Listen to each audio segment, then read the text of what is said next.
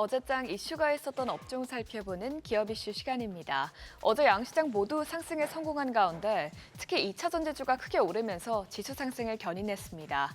2차 전지 업계에 호재가 되고 나오면서 투자 심리가 개선됐는데요. 우선 유럽연합이 중국산 전기차에 부과하는 관세율을 최고 45.3%로 확정했습니다. 이유는 투표를 통해 중국산 전기차 수입품에 대한 확정 상계관세 도입에 필요한 지지를 확보했다면서 최종 관세율은 17.8%에서 45.3%로 이번 달 31일부터 5년간 적용한다고 밝혔습니다. 이에 따라 국내 업체들의 반사 수혜 기대감이 부각되자 관련주들이 강세를 보였습니다.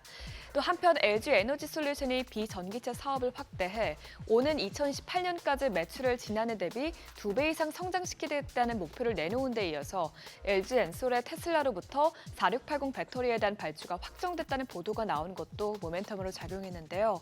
이 소식에 LG 에너지솔루션의 밸류체인도 대체로 강세를 보였습니다. 어제 어떤 기업들이 올랐는지 보면 TCC3 24.54%, 원준이 22.82% 올랐고요.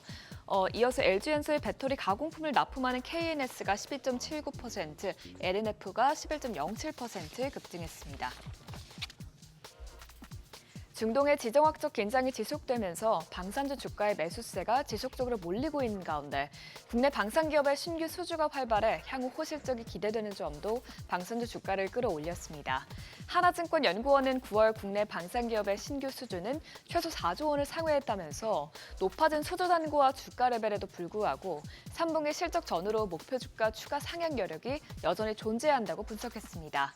증권가에서는 이미 방산기업들의 목표가를 올려잡고 있는데요. 10월 들어 현대로템 리포트를 발간한 증권사 6곳 중 3곳은 기존 5만 원대였던 목표 주가를 6만 원대로 올렸고요.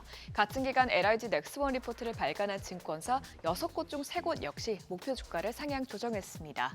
또 이와 더불어서 현대로템은 여수 광양 항만공사에서 발주한 약 828억 원 규모의 자동화 설비 사업 수주에 성공했다는 소식도 전해졌습니다. 이처럼 방산업계가 꾸준히 수주 잔고를 채워 넣으면서 관련주들이 들썩였는데요. LIG 넥스원이 9.87%, 또 코츠테크놀로지와 현대로템이 모두 7% 넘게 뛰었습니다. 이어서 웨이브 일렉트로가 6%대, EM코리아가 5%대 상승세를 나타냈습니다. 그동안 하락세를 이어갔던 철강주는 최근 중국의 대규모 부양책 발표 후 반등하고 있습니다. 철강 업황이 오랜 기간 부진할 수밖에 없었던 원인은 중국 부동산 업황이 부진했기 때문인데요.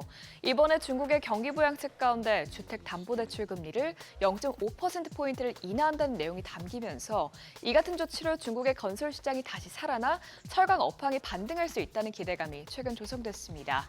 실제로 중국 내 철강 수요 회복 영향으로 9월 중국 철강업 PMI는 49포인트로 8.6%포인트 상승했고요. 신규 철강 주문 지수도 47.2포인트로 8.7%포인트 올랐습니다.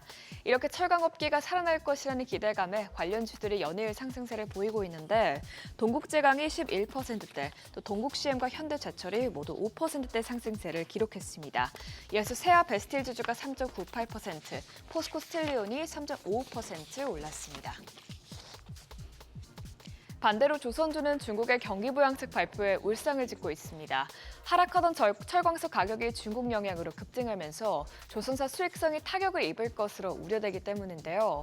통상적으로 선박 한 척당 후판이 차지하는 원가 비중은 20% 이상으로 후판의 원재료인 철광석 가격이 올라가 철강 업체들이 후판 가격을 인상하면 조선사 수익성이 악화할 수밖에 없습니다.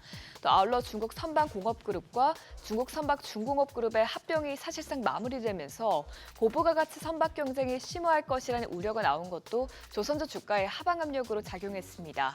또 회사가 합쳐지면 자산 규모 약 76조 원의 거대 조선기업이 탄생하게 돼 한국 조선사가 규모로는 중국을 따라잡기 어렵기 때문인데요. 이 같은 소식에 관련주들이 대체로 하락으로 마감했습니다. HD 현대중공업이 3.56%, HD 현대미포가 3.17% 떨어졌고요. 이어서 HD 한국조선해양도 0.97% 내렸습니다. 또 그밖에 하나오션이 0.96%, 삼성중공업이 0.3% 하락세를 나타냈습니다.